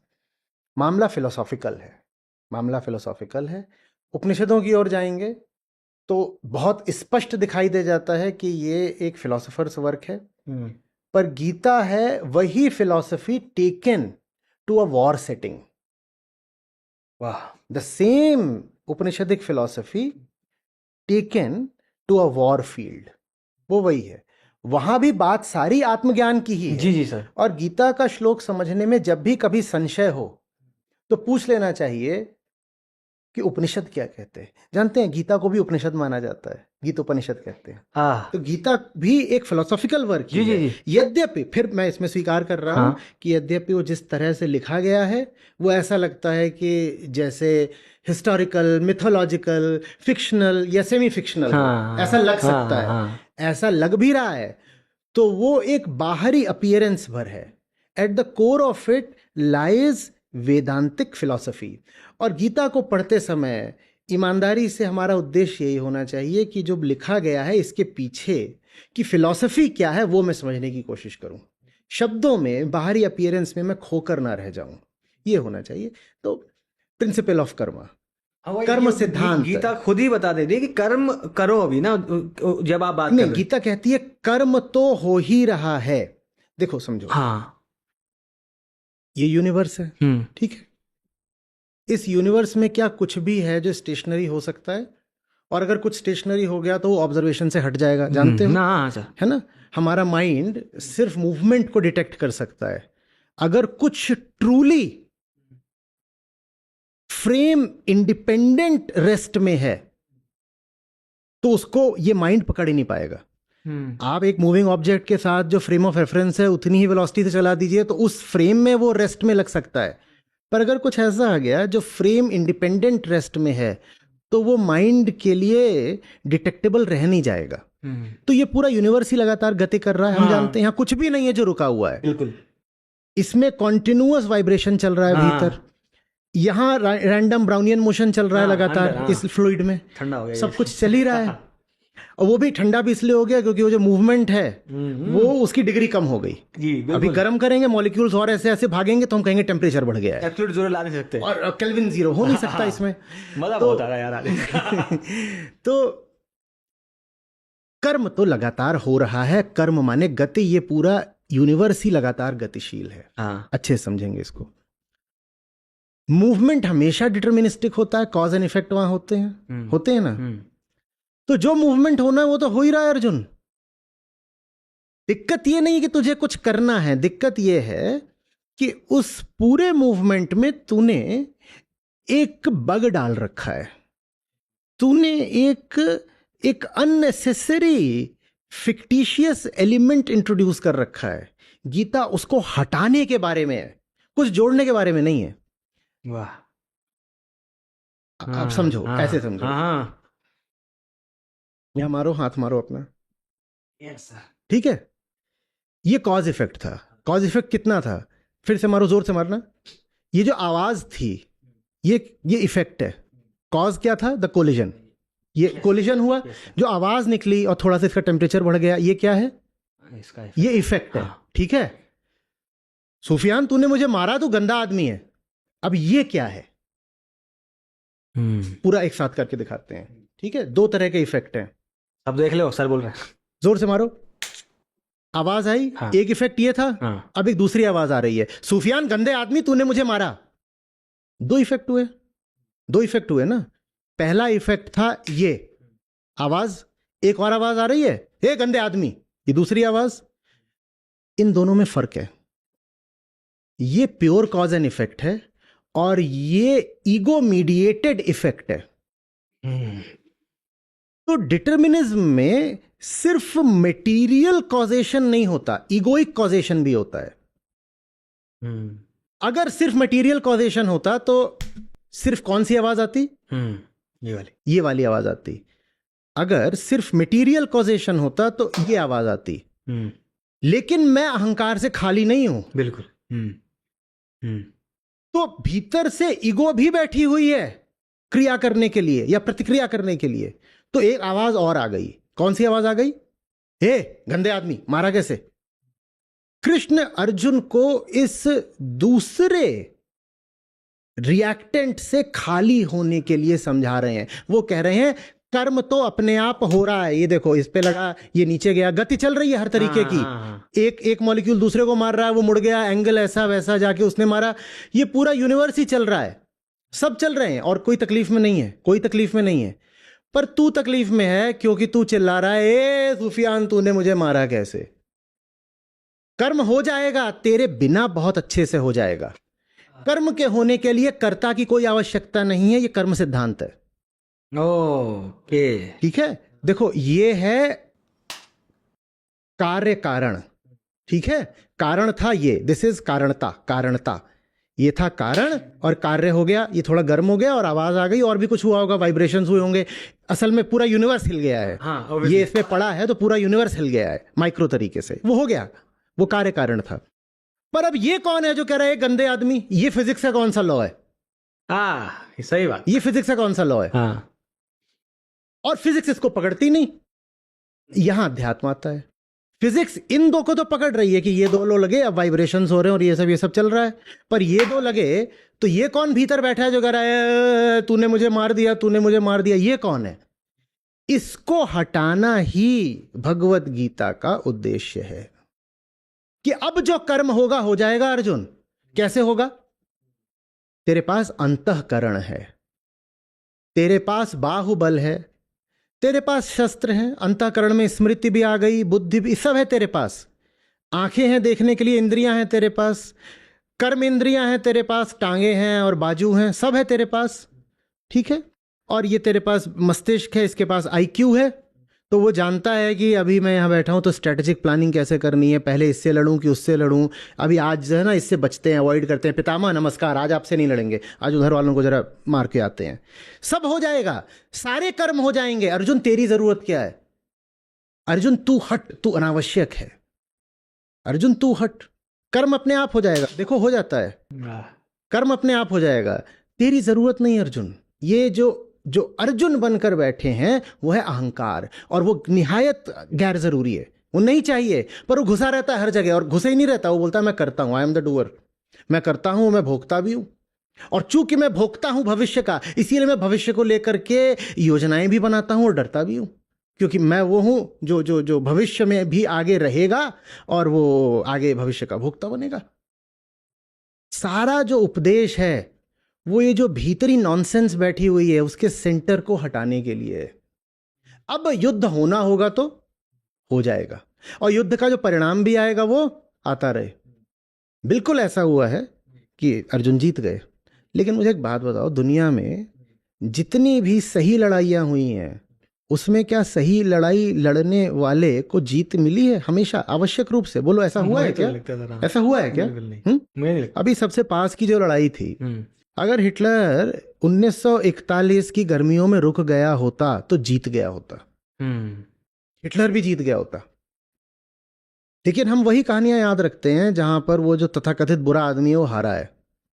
सही बात तो यह है कि सच्ची लड़ाइयों में बहुत बार हार मिलती है, ज्यादा बार हार ही मिलती है, ज्यादा बार। आप दुनिया भर में देख लो ना, हम वास्तव में भारत में भी हम जिन सूरमाओं की शौर्य गाथाओं को याद रखते हैं उनमें से ज्यादातर हारे थे, और बहुत हारे थे। हारे थे कि नहीं हारे? बिल्कुल सर। हाँ, और कई बार तो सिर्फ हारते नहीं हैं, मारे भी जाते हैं, और तब हम उनको कहते हैं कि ये वीरगति को प्राप्त हुए। तो कुछ ऐसा तो नहीं है कि सत्य का परिणाम ये होगा कि तुम्हें सांसारिक विजय श्री भी मिलेगी ही मिलेगी, ऐसा कुछ भी नहीं है।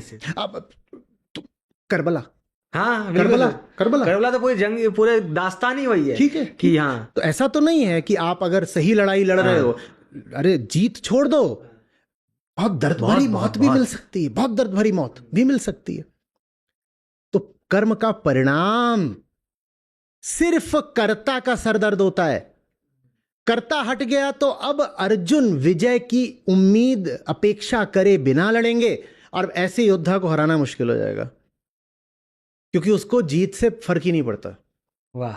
तो इसीलिए हाँ 18 अध्यायों में युद्धस्व तो बोलते हैं अर्जुन को, लड़ो, पर कभी भी बैठ के ऐसा कोई भरोसा, कोई गारंटी नहीं देते कि तू डर मत, मैंने पीछे सेटिंग कर दी है, मैच फिक्स्ड है, तू ही जीतेगा।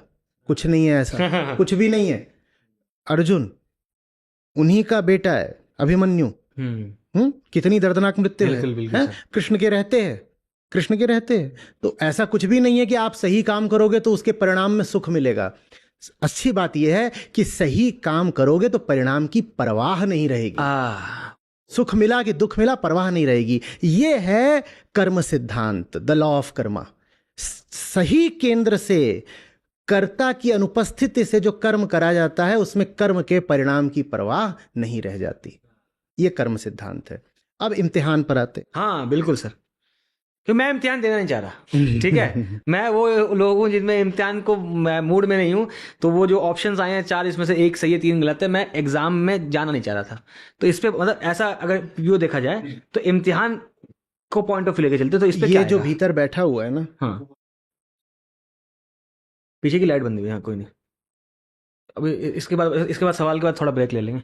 नहीं ब्रेक नहीं चाहिए, फ्लो अच्छा है, बस इसको कम कर दो। ये चुभता है तो पसीना आता है, ये ना, ये दोनों चुभ नहीं चाहिए। अच्छा फ्लो है। नहीं तुम्हें चाहिए क्या? नहीं मुझे नहीं चाहिए सर, मैं तो अच्छा मैं क्रॉसवर्ड जाने वाला हूँ। तो ये एक दावा है, दावा, क्लेम, और कोई छोटा मोटा दावा नहीं है ये। इसका दावा ये है कि मैं हूं, मैं हूं। कोई इंसान बोलेगा अपने मुंह से कि देखो शरीर तो है, अंतःकरण तो है, इंद्रियां तो हैं, बुद्धि तो है, मस्तिष्क तो है, लेकिन मैं नहीं हूं। कोई बोलेगा क्या? कोई नहीं बोलता। और जब आप कहते हो मैं हूं, तो उससे आपका दावा ये नहीं होता कि मेरी उंगली है, कि दांत है, कि आंत है, ये नहीं होता। आपका दावा किसी एक विशेष इकाई की ओर होता है जिसको आप मानते हो कि भीतर स्थित है। कहते हो मैं हूं। अहंकार ये दावा पकड़ के बैठा है, मैं तो हूं, मैं हूं। और मैं हूं ऐसा हूं कि मिटने वाला नहीं। आपका हाथ कट जाए तो भी आप कहोगे मैं तो हूं। और ज्यादातर तथाकथित धार्मिक धाराओं में मृत्यु के बाद भी ये मैं बचा रह जाता है किसी न किसी रूप में। बिल्कुल। तो ये मैं इतना गजब है कि सिर्फ यही नहीं कहता मैं हूं, वो कहता है मैं एक अर्थ में कालातीत हूं। शरीर भी गिर गया मैं तो भी हूं। बड़ा भारी दावा ठोक दिया भाई साहब ने। बहुत मुश्किल है यार, मतलब इतना गजब दावा। तो अब दावा जब होगा तो दावे की परीक्षा ली जाएगी ना, उसको क्या बोलेंगे फिर? क्या बोलेंगे? टेस्ट, इम्तिहान। भाई तू इतना ही बड़ा दावा कर रहा है तो थोड़ा मैदान में आ जा। तो इसको, इम्तिहान को आप ऐसे समझो कि अहंकार की पोल खोलने का इंतजाम। और वो इम्तिहान वास्तव में प्रतिपल हो रहा है। बताओ कैसे? ऐसे कि आप अपने आप को जो समझते हो वो आप नहीं हो, ये हर पल प्रमाणित कर रही है जिंदगी। इम्तिहान हो रहा है लेकिन आप वो स्टूडेंट हो जो अपनी मार्कशीट देखने नहीं जा रहे। आपकी परीक्षा ली जा रही है पर आप देखने नहीं जा रहे कि ग्रेड्स क्या आ रहे हैं। जिंदगी तो लगातार आपकी परीक्षा, आपकी टेस्टिंग, इम्तिहान चल रहा है लगातार। ये सब यस सर। पर उसका जो नतीजा आ रहा है आप ऐसे उसको ऐसे कर लेते हो, मुंह फेर लेते हो, क्योंकि देख लिया ना तो पता चलेगा कि आप हर पल फेल हो रहे हो। आपने कुछ बोला अपने बारे में, वो सिर्फ एक बिलीफ है, एक क्लेम है, एक दावा है, मान्यता। और जो चल रहा है वो कहीं से मैच नहीं कर रहा आपके दावे से। तो आप फेल हुए कि नहीं हुए? उदाहरण के लिए आप बोलते हो कि मुझे अपने बच्चे से प्यार है, और प्यार ही नहीं है, अनकंडीशनल लव है, बेशर्त प्यार है, बेशर्त प्यार है, ठीक है। और फिर अपने बच्चे को कहते हो कि अगर तेरे बोर्ड में इतने नंबर नहीं आए तो घर में मत घुसना। हाँ और शर्त तो लगा दी इतनी बड़ी, हाँ लगाई कि नहीं लगाई? बिल्कुल। बीवी से बेशर्त प्यार है, लेकिन तू ना इधर उधर के जो इधर उधर अड़ोसी पड़ोसी है इनसे इतनी बात मत किया कर। शर्त लगा दी कि नहीं? और अभी तो मैंने सिर्फ बात की बात करी है। हाँ यही बीवी जिस पर जान छिड़कते हो, अगर ये किसी हाथ में हाथ डाल के घूमती भी नजर आ जाए तो ऑनर किलिंग भी हो सकती है। अरे सर, तो आप जो अपने आप को बोल रहे हो, जिंदगी हर पल दिखा रही है कि तुम झूठ बोल रहे हो, तुम्हारा एक एक दावा झूठा है। इम्तिहान तो हर पल हो रहा है और उस इम्तिहान में तुम लगातार अनुत्तीर्ण हो रहे हो, पर तुम ये मानने को तैयार नहीं हो। हाँ, जब मानते ही नहीं तो फिर जिंदगी में ऐसे मौके भी आते हैं कि इम्तिहान सिर्फ रिजल्ट डिक्लेयर नहीं करता, वो जो जिसका एग्जाम लिया जा रहा है उसको तोड़ ही देता है। बिल्कुल sir. Sometimes the reality of an object can be known only by dismantling it. Scientific experiment में भी होता है ना, आपको पता करना है कोई चीज़ कैसी है तो उसके भीतर घुसना पड़ता है और तोड़ के ही घुस सकते हो। तो अहंकार जब जीवन के सटल मैसेजेस को पढ़ने से इनकार कर देता है तो जिंदगी फिर कई बार कड़ाके की लात मारती है और फिर हम कहते हैं हम तो टूट गए। कहते अरे अचानक से हमारे साथ क्या हो गया? भाई तुझे रोज रोज बताया जताया जा रहा था कि तू झूठा है, तू गलत केंद्र से जी रहा है, तूने ध्यान देने से इनकार कर दिया, तू बेईमान आदमी है। उसका नतीजा ये हुआ है कि अब इकट्ठे इतनी जोर की सफरिंग, दुख, पीड़ा तेरी जिंदगी में आ गई है। तो ये इम्तिहान लगातार चल रहा है। इसीलिए जो समझदार लोग थे उन्होंने ये कहा है कि जिंदगी इम्तिहान लेती नहीं है, जिंदगी इम्तिहान है। डिटॉक्स है सर, इम्तिहान डिटॉक्स कर देता है हमारे जो फॉल्स पर्सोना और फॉल्स इसको। बहुत बढ़िया बात, और यही उसका उद्देश्य है कि देख डिटॉक्स हो गया, इसलिए वो आता है कि अब हम तुम्हारा आसमान की तरफ को देखना देख रहे हैं, तुम वहीं आओगे। यही वेदों में अग्नि को पुरोहित माना गया है। उनकी जो पूरी विधि है, पूजा की विधि, वो यज्ञ की है। और यज्ञ का मतलब होता है कि बाहरी मतलब तो हम जानते ही हैं, जो हम आंखों से जो यज्ञ दिखाई देता है वो तुम्हें पता ही है। जो उसका भीतरी अर्थ है वो ये है कि जो नीचे बैठा है वो अपने आप को ऊपर उठाए और इसके लिए जो कुछ भी त्यागना पड़े, समर्पित करना पड़े, कर दूंगा। वो ऊपर जो बैठा है, जिसे देव कहते हैं, वो मेरा ही हायर सेल्फ है और मैं वो लोअर सेल्फ हूं जो नीचे बैठ करके ये फायर सेक्रीफाइस कर रहा है, अग्निहोत्र कर रहा है। तो अग्नि को पुरोहित क्यों माना गया? यज्ञ में अग्नि क्यों जलाई गई? अब तो हम इतने अभ्यस्त हो जाते हैं कि हमें लगता है कि यज्ञ का मतलब ये है कि आग तो होगी, पर आग ही क्यों? क्योंकि आग इम्तिहान लेती है। क्योंकि आग का स्वभाव है कि उससे गुजरने पर जो कुछ भी गैर जरूरी होगा वो जल जाएगा। गैर जरूरी इस अर्थ में कि जो कुछ भी भौतिक होगा वो जल जाएगा। कुछ चीजें ऐसी हो सकती हैं जिनको 10,000 डिग्री चाहिए हो, पर जलेगा जरूर, जलेगा जरूर। ये इश्क नहीं आसान गालिब, एक आग का दरिया है, डूब के जाना है, सब जला के जाएगा। तो सब कुछ जो मटेरियल है वो जलेगा आग से। अच्छा, मटेरियल को जलाने पे इतनी क्यों बात है इम्तिहान में? क्योंकि जो भीतर अहंकार बैठा है ना, ये मटेरियल से उम्मीदें रखकर ही जिंदा है। ये कह रहा है मैं अपूर्ण हूं और कोई मटेरियल चीज हासिल करके पूर्ण हो जाऊंगा। अब इस अर्थ में आग वाला इम्तिहान बिल्कुल साफ हो जाता है। मैं सोचता हूं मुझे नई गाड़ी मिल जाएगी, मैं पूरा हो जाऊंगा। मैं सोचता हूं मुझे शोहरत भी मटेरियल ही होती है ना, किसी के मुंह से आ रही, मुझे शोहरत मिल जाएगी, मटेरियल हो जाऊंगा। मुझे फलाना आदमी औरत मिल जाएगा, मुझे मैं उस देश में जा करके वो इतना बड़ा घर खरीद लूंगा तो मैं तृप्त हो जाऊंगा। यही सब तो हमारा रहता है ना। तो ये जो भीतर चीज बैठी है ये सारी मटेरियल डिजायर्स रखती है। भले ही वो उन डिजायर्स को स्पिरिचुअल बोले, इमोशनल बोले, कुछ भी बोले, पर वो सब भी ले दे के है मटेरियल ही। ठीक है, हम भले ही बोलते हैं कि I have fallen for you in an emotional way, पर हम सब जानते हैं कि उसका एक बहुत स्ट्रांग फिजिकल बेस है। तो इसलिए आग द्वारा मटेरियल को जलाना एक बहुत बड़ा संकेत है। आग तुम्हारी हर कामना का, हर मान्यता का इम्तिहान लेती है। तुम जिसको पकड़कर मान्यता रखकर बैठे हो, अगर वो अग्नि से गुजरने पर भी शेष रह जाए तो वो सार्थक है।